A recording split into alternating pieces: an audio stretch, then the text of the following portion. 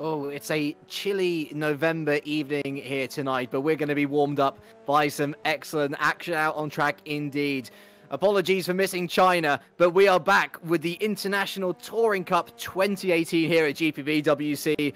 And from one of the major Asian powers over to another, it's time to hit up Japan and the Okayama International Circuit, a circuit of very tight and twisty corners, and which is a circuit that's promising to take us back to Poznan conditions, where tyres really are going to be on the limit. A lot of strategy on the cards for these drivers, which should hopefully lead to 3 excellent races. My name is James Kirk. On the cameras, once again, we have Mr. Argo Tida. There you go, put your teeth in. And alongside me, it's like we're doing the time warp. It's back to 2016. And I'd like to welcome Mr. Joshua Anderson. How are you, good sir? Christ almighty, I feel 19 again. Hello, James. Yeah. Wasn't that? It's not that long ago. Yeah, it was 2016, I believe. So 2 years. It's a long time, isn't it? Goodness me.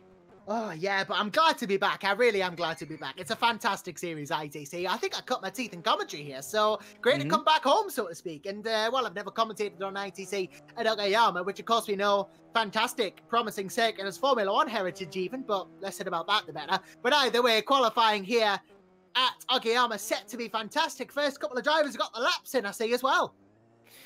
And once again, must be said, the field looking as close as ever. The top 20 all within a second. Pretty much, if you're hitting a 134.5, then you should be guaranteed top 20, maybe, as Raunumuru has done. It is genuinely that close. And we're coming into crunch time now as well, Josh, where it's the final 3 rounds of the season. And it is really still anybody's game as to who is going to win both the drivers and teams championship. In the drivers, it's Siggy versus Richards, maybe an outside shot of Shepard there. In the teams, though, we thought we all had it figured out. We thought we knew which teams were going to be going to the end. And once again, there were teams that did exceptionally well, and there were teams that absolutely tanked. So I'm looking at Enterprise GP. They had their worst rounds of the season. Enterprise Pulsars. My apologies. And then I'm looking at Epic, and I'm looking at Adonis, and they had absolutely amazing rounds, Josh. And I can't really see any reason why we should be predicting even now who is going to be there at the end, because you've got teams like ACR as well who are switching in drivers. Edge have done the same. They've brought in Yal Tayan in place of Mohammed Patel. What are your thoughts on it so far? Because, of course, you've been watching more as a viewer and a spectator and an outside influence. Yeah, I've not been in the box this season, but looking at it from the outside, it's been absolutely fascinating. I mean, I mean, you look at this, you look at the standings, you know, you've got Kevin Siggy out top on 193 points. You've got Matt Richards 28 behind. It's quite close up this top. I mean, Chris Shepard, if he really starts to hit it, could challenge for those top 2 positions. I mean, I'm not going to say at this stage who is going to win the drivers because it is way too close. But, you know, Siggy's got the advantage, but anything can happen because none of this top 5 have gone without mishaps this season. Strana missed a whole round, and all of the top 4 have had bad performances somewhere along the line, but it's very close there. And then you look at the teams. I mean, I was looking at your preseason predictions, and yet here we stand with 7 teams within 50 points. It is so hard to call. It is kind of crazy. But I think it's time to take a little look at the track that they're going to be battling over tonight. Let's go on board with Mike Bell, currently in P17. He's just going to be going on to his hot lap right now. And this is Mike, I do everything wrong, Bell. He's put himself under a lot of pressure, maybe jokingly, I don't know.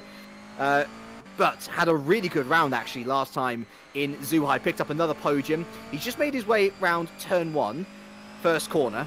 Very inventive name. But then we go into the Formula 1 inspired corners, I guess. So turn 2 there was Williams. He's just gone through the Moss S here. And then we have this elongated right-hander called the Altwood Curve. That's going to be a real tyre killer as you move your way on up the hill. We then got a slight reprieve as we actually are on the longest straight on the circuit. So heading down into turn 5, the hairpin. This is going to be one of those major overtaking points. But boy, oh boy, is it a tight corner. So you're going to have to make sure that your moves are definitive. Into the revolver now, the complex of turn 6 and turn 7. It very much does what it says on the tin. You make your way in and you make your way out in as quick a succession. Then a slight reprieve down towards turn 8, Redman. And you can really see the undulation changes that come into effect here. This is part and parcel of why the tyres are working so hard. Another tight right-hander in the form of Hobbs here. And then it sort of opens out a la old-style Circuit de Barcelona Catalunya. Mike Knight corner. Then we have the, again, very imaginatively named last corner as turn 11. And onto the home straight, Mike Bell is going to be setting. It should be a 134 from the timings I see. Indeed it is, just about though, a 134.9. That puts him in P5. Looking up to the top though, Josh, and, well, we were talking about him in practice, and he seems to have carried over some sort of, well, very un-Scott Cervik-like pace. The Norwegian's currently on provisional pole position. Now that is a surprise. I mean, Scott Cervik, he is a fantastic driver on his day when it comes to consistency. I mean, I'll be brutally honest. From when I've raced him, he's never been known for his speed. He's been up there with the top guys a couple of times, but he's never been. It's not been a selling point of the Scott Cervik soda, if you would like to call it that. But honestly, his pace here at Okayama surprised me, and I think, assuming he can carry this into the race, because that is a big, you know.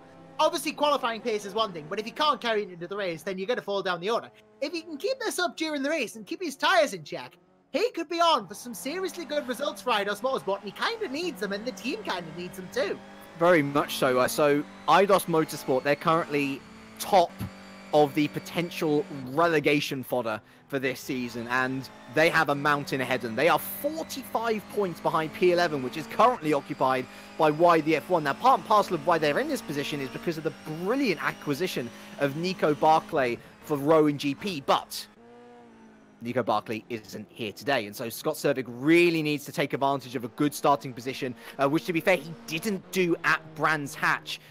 He started well and then fell away massively in what was round 4, the halfway point.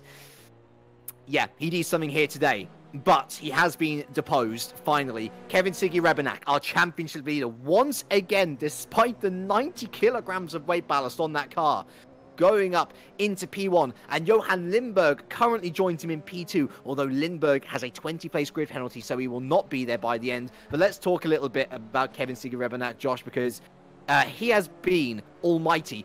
Debatable. By the sounds of a lot of drivers, he got away with a penalty from Zhuhai after contact with Chris Butcher last time out in Zhuhai, but his pace has been unquestionable. Not had a pole position this season, all right, but he's had 4 wins. That's more than double the amount of wins of any other driver. It is no surprise to see him on top, although looking at that, maybe reason for concern, because his teammate for today, Jarl Tyen, has just opposed him by 0.004 of a second. That is perhaps what no weight ballast does to you. Yeah, no weight ballast kind of does that when your name is Jarl Tyen, who now goes pole, and well, Siggy has now got problems because it's only 400s, but he doesn't like being beaten, does he? I mean, when you consider this is the same Kevin Siggy Rebenak who won the Mercedes-AMG DTM tournament, and the fact he's now just being beaten by Jarl Tyen, his teammates. Yeah, it's close, but that will not sit well with him. I've watched Kevin grow for the last 5 years or so. He is in the best form of his life, undoubtedly, in his form that Chris Shepherd is going to have to try and overturn. As the Englishman comes across the line now and goes P4, that is net P3, a reminder, with Johan Lindberg's penalty. Behind him, Niels Brugman going to start his lap, although I think the next across the line to finish their lap is going to be Dan Kell here in the Aurora Motorsports, an Aurora team which has started to pick up form on the other side of the garage. I mean, Lewis McGlade's win in Brands Hatch was amazing in itself, picked up more good points in Zhuhai, and Dan Kell is back after missing out the last 2 rounds. I think he's only going to be a bit part driver. P8, not too bad. He's actually going to gain 2 positions, I think, because Campfield and Lindberg, both YDF1s, have penalties today. So I'm sure Dan Kell will be a little bit disappointed with that. We're showing some better speed. Let's see. Frith, Hoyer, McGlade, all out on laps as well. I think it's going to be Tyrone Frith who's going to be next across the line here. Was some way off, sadly, the rest of the field when it came to practice times. A 1:35 for him would be brilliant. And unfortunately, he does not do that. A 1:38.8, really struggling around this circuit, Tyrone Frith. Using the medium tyres as well, I notice. And let's talk about the tyre issue, shall we, Josh? Of course, Poznan was well noted for being a real mixture of strategies. Some went on the mediums, some switched strategies mid-evening thinking that they were going to do better. Here it's going to be a lot more touch and go. The rear-wheel drives should have no problem on the soft tyres. The front-wheel drives, it's a little bit more dodgy in that regard, isn't it? Yeah, front-wheel drives might suffer a bit here, as well, maybe evidenced by, you know, maybe Frith, especially if he's having a couple of problems around this lap, you really need to get it hooked up and know exactly how much you're using the wheel and how much you're using the tyres, because, you know, you're not careful, you will burn these up, especially in the front-wheel drives, which already are more prone to using the front tyres anyway, because you've got power and steering going through them. With the rear-wheel drives, they're going to benefit here, because they need good exits anyway, so I expect the Subaru teams to do well, but, you know, of the front-wheel drives, I expect that Vauxhall Astra to be up there, because it's always been good in the tight circuits, but then again, it does eat its tyres, so you're going to have to watch it. That's why a lot of teams are going for the mediums. Some drivers, I think, are probably going to be able to make it on the mediums. Others might be able to make it on the softs. Others might struggle. I wouldn't expect pit stops, because that's only going to be seen, I think, by the desperate. You know, if you're really eating your tyres like you go through a chocolate cheesecake. But Tyrone Frith, ultimately, you know, especially Frith and the likes who might be struggling, are going to have to watch the tyres as well as the pace. And it's going to be a tough one on tyres, this, as we say, Poznan-esque. You know me well, Josh. You know me well, viewers. I love cheesecake, but you know what else I'm loving right now? Lewis McGlade. Oh, yes. On provisional pole position. That man has never taken a pole position before. I'm slightly worried, though, because coming around the final corner now is Lucas Schmidt in P20. This guy is rapid, replacing Chris Butcher for this round. He's been up the top of the timesheets in practice, and he's gone to the top as well on his debut. Well, what an impression to make. Lewis McGlade, pole denied again, this time by the new boy. That is something that ACR will be desperately happy to see. And is there anyone else who can match him now? Gergo Baldi only goes P15. His teammate Niels Brugman only good enough for P7. I would honestly say it's down to Olsen and Yojovski and maybe Richards and Strana as well, Josh, to depose what has been a hugely impressive outing from, I believe, the Swiss driver. I will go and double check. Yeah, you go double check the nationalities. I'll keep an eye on the lap times as Yojovski and co come round now. This is going to be a very interesting one to keep an eye on throughout here. I'm just looking at the live sectors at the moment. Oh, Richards only 8th. Yeah, Richards only 8th in the end. That is a slight surprise, given how fantastic he is in these cars.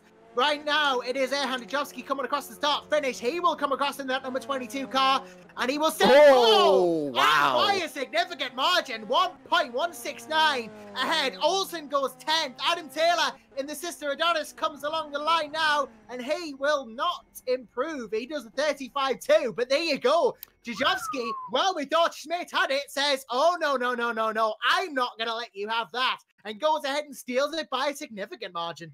The Macedonian is in some hot, spicy form right now. That is his second pole position in 2 rounds, coming off the back of the round where he scored his first win of the season. That bodes very well for Adonis Engineering. Plaudits to Lucas Schmidt, who is Swiss. I was correct, thankfully. That is outstanding. He's a single-seater driver by trade, so that's a brilliant effort from him. The second row then will be Eric Strana and Lewis McGlade. Strana with the most podiums this season. He's Mr. Consistency. He wasn't a 2-times champ for nothing.